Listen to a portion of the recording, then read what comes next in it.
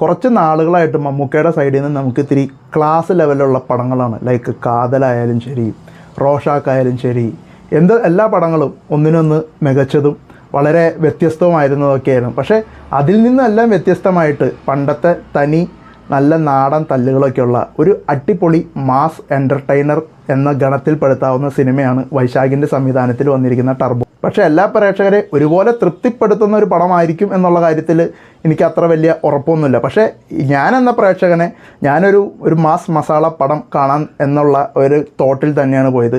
ആ നിലയ്ക്ക് പോയ എന്നിലെ പ്രേക്ഷകനെ തൃപ്തിപ്പെടുത്താൻ ടർബോയ്ക്ക് സാധിച്ചിട്ടുണ്ട് എന്ന് വിചാരിച്ച് പടത്തിൽ വെറുതെ അടിയും പിടിയും മാത്രമല്ല, ഒരു സ്റ്റോറി ലൈനും കാര്യങ്ങളൊക്കെ ഉണ്ട്. പക്ഷേ അടിയൊക്കെ ഒരല്പം എക്സാജറേറ്റഡും കാര്യങ്ങളൊക്കെയാണ്. ഒട്ടും റിയലിസ്റ്റിക് ആയിട്ടോ അതൊന്നും നമ്മൾ പ്രതീക്ഷിക്കുക വേണ്ട. അത് പക്ഷേ ഒരു കൊമേഴ്ഷ്യൽ പടത്തിൽ എല്ലാ പടത്തിലും ഉള്ള ഒരു സംഭവമായിരിക്കും. പക്ഷേ അതിൽ എനിക്ക് കുറേയൊക്കെ അതിൽ നെഗറ്റീവായിട്ട് ഫീൽ ചെയ്ത കാര്യം, ഒരുപാട് ഫൈറ്റുകളുണ്ട്. സിനിമ തുടങ്ങുന്നത് മുതൽ അവസാനം വരെ ഇഷ്ടംപോലെ ഫൈറ്റുകളുണ്ട്. ആ ഫൈറ്റിൻ്റെ ലെങ്ത് ആയാലും ഭയങ്കര ലോങ്ങാണ്. അല്പം കൂടി കട്ട് ഷോട്ട് ചെയ്ത് ഒരല്പം ഒന്ന് ചുരുക്കിയിരുന്നെങ്കിൽ ഒരല്പം കൂടി നമുക്ക് ആസ്വാദ്യകരമാകുമായിരുന്നു എന്ന് എനിക്ക് തോന്നുന്നു. എന്തൊക്കെ പറഞ്ഞാലും മമ്മൂക്കയുടെ ഈ ഒരു പ്രായത്തിലും ആ പുള്ളിയുടെ എനർജിയും കാര്യങ്ങളൊക്കെ സമ്മതിച്ചു കൊടുത്തേ പറ്റുള്ളൂ. പൊതുവെ മമ്മൂക്കയുടെ ആക്ഷനിലൊക്കെ നമുക്ക് ഒരല്പം ഒരു വൈകായികയൊക്കെ ഫീൽ ചെയ്യാറുണ്ട്.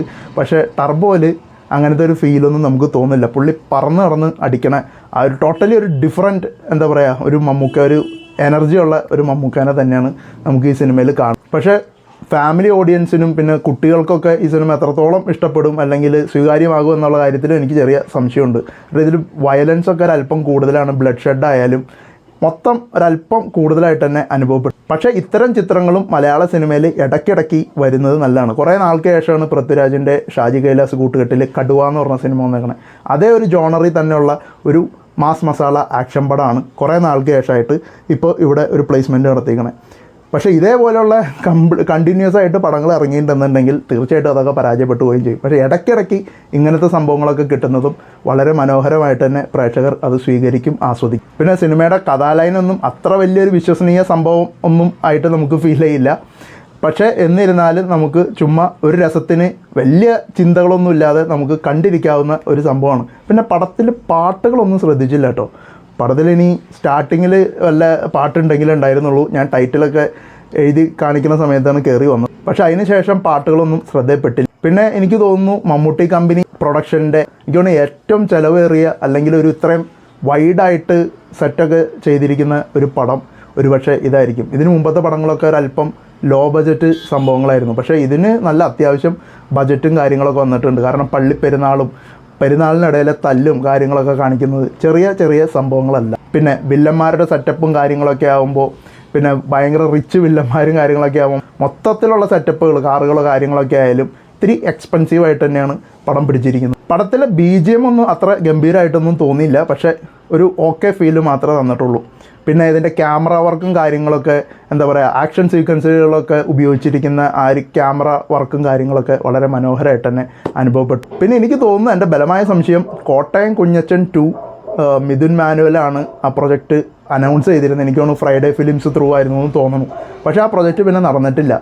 ആ സിനിമയ്ക്ക് വേണ്ടി തയ്യാറാക്കി വെച്ചിരുന്ന സ്ക്രിപ്റ്റാണോ ഈ പടത്തിന് വേണ്ടി ഇപ്പോൾ ഈ ടർബോ എന്ന വൈശാഖ് സിനിമയ്ക്ക് വേണ്ടി ഉപയോഗിച്ചതെന്ന് നല്ല ഡൗട്ടുണ്ട്. തീർച്ചയായിട്ടും അതൊരു കോട്ടയം കുഞ്ഞച്ചൻ 2 എന്നുള്ള രീതിയിൽ പ്ലേസ് ചെയ്തിരുന്നെങ്കിലും വളരെ മനോഹരമായിട്ട് നമുക്ക് ആസ്വദിക്കാമായിരുന്ന ഒരു ചിത്രമായിരുന്നു. അല്ലെങ്കിൽ അല്പം കൂടി ഹൈപ്പും കിട്ടി, അല്പം കൂടി ചിലപ്പോൾ ഒരു കളക്ഷനൊക്കെ കിട്ടാൻ സാധ്യത ഉണ്ടാകുമായിരുന്ന കഥയും കാര്യങ്ങളും ആ ക്യാരക്ടറിൻ്റെ പ്ലേസ്മെൻറ്റും കാര്യങ്ങളൊക്കെ ആയിരുന്നു എന്ന് എനിക്ക് തോന്നുന്നു. അത് എനിക്ക് മാത്രം തോന്നിയതാണോ, നിങ്ങൾക്ക് ആർക്കെങ്കിലും അതേ സംഭവം അനുഭവപ്പെട്ടിട്ടുണ്ടായിരുന്നോ എന്നുള്ളത് നമ്മളൊന്ന് കമൻറ്റ് ബോക്സിലൂടെ അറിയിച്ചാൽ നന്നായിരിക്കും. പിന്നെ ഇതിൽ എടുത്തു പറയേണ്ടത് അഭിനയത്തിൻ്റെ കാര്യത്തിലാണെന്നുണ്ടെങ്കിൽ എല്ലാവരും വളരെ മനോഹരമായിട്ട് തന്നെ അഭിനയിച്ചിട്ടുണ്ട്. പക്ഷേ ഇതിൽ മെയിൻ വില്ലനായിട്ട് വരുന്ന പുള്ളിയുടെ പേര് ഞാൻ മറന്നുപോയല്ലോ, രാജ്ബി ഷെട്ടി അല്ലേ ആണെന്നാണ് എനിക്ക് തോന്നുന്നത്. പുള്ളിയുടെ പേര് ഞാൻ മറന്നുപോയി. ടോബി സിനിമയിലൊക്കെ തകർത്തഭിനയിച്ച ആ മനുഷ്യനാണ്. പുള്ളി അവിടുത്തെ ഡയറക്ടറും കൂടിയാണ്, ആക്ടറും കൂടിയാണ്. പുള്ളിയുടെ പെർഫോമൻസ് വില്ലനായിട്ട് ഗംഭീരമായിട്ട് വന്നിട്ടുണ്ട്. പിന്നെ നമ്മുടെ മറ്റേ കാവാലയ്യ പാട്ടിലൊക്കെ വരുന്ന ആ തെലുങ്ക് നടൻ്റെ പേര് ഞാൻ മറന്നുപോയി. പുള്ളിയുടെയും റോള് വളരെ മനോഹരമായിട്ട് തന്നെ എനിക്ക് തോന്നി. കുറച്ചൊക്കെ ഒരല്പം ഓവറല്ലേ എന്നുള്ളൊരു തോന്നലുണ്ടായിരുന്നു. അത് ആ പടത്തിന് ആവശ്യമുള്ളതായിട്ട് തന്നെ അല്ലെങ്കിൽ അവർ മനഃപൂർവ്വം ചെയ്തതായിരിക്കും എന്ന് തന്നെയാണ് ഞാൻ വിശ്വസിക്കുന്നത്. പിന്നെ പടത്തിൽ ഇടയ്ക്കിടയ്ക്ക് ചെറിയ ചെറിയ കോമഡികളും കാര്യങ്ങളൊക്കെ കിട്ടുന്നുണ്ട്. പക്ഷേ ചില സംഭവങ്ങളൊക്കെ കോമഡി ആക്കാൻ നോക്കിയതൊന്നും അത്ര അങ്ങോട്ട് വർക്കൗട്ട് ആയിട്ടില്ല. പക്ഷേ ഇടയ്ക്കിടയ്ക്ക് ചെറിയ ചെറിയ സംഭവങ്ങൾ പ്രേക്ഷകരെ തൃപ്തിപ്പെടുത്തുന്നതുകൊണ്ട് ഓവറോൾ വൈശാഖിൻ്റെ മുൻപത്തെ പടമായിട്ടുള്ള മോൺസ്റ്ററിൻ്റെ അത്ര ദാരിദ്ര്യമോ കാര്യങ്ങളൊന്നും പടത്തിന് ഇല്ല.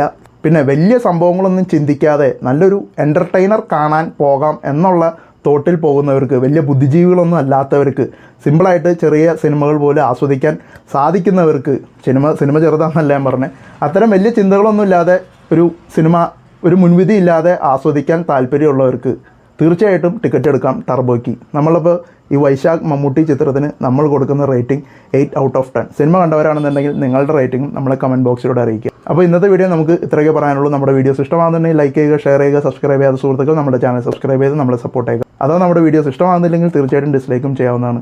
സബ്സ്ക്രൈബ് ചെയ്യുന്നതിനോടൊപ്പം തന്നെ ആ ബെൽ ബട്ടൺ കൂടി എനേബിൾ ചെയ്താൽ വെച്ചാൽ മാത്രമേ നമ്മളിടുന്ന വീഡിയോസ് ഉടനടി നോട്ടിഫിക്കേഷനായിട്ട് നിങ്ങളിലേക്ക് എത്തുകയുള്ളൂ. തുടർന്നും നമ്മുടെ വീഡിയോസ് കണ്ട് നമ്മളെ സപ്പോർട്ട് ചെയ്യുക. അപ്പോൾ ഇതിൽ മനോഹരമായ മറ്റൊരു വിശേഷമായി നമുക്കിനി അടുത്ത വീഡിയോയിൽ കാണാം. അപ്പോൾ എങ്ങനെ കാര്യങ്ങൾ തർക്കമല്ലേ? ബൈ.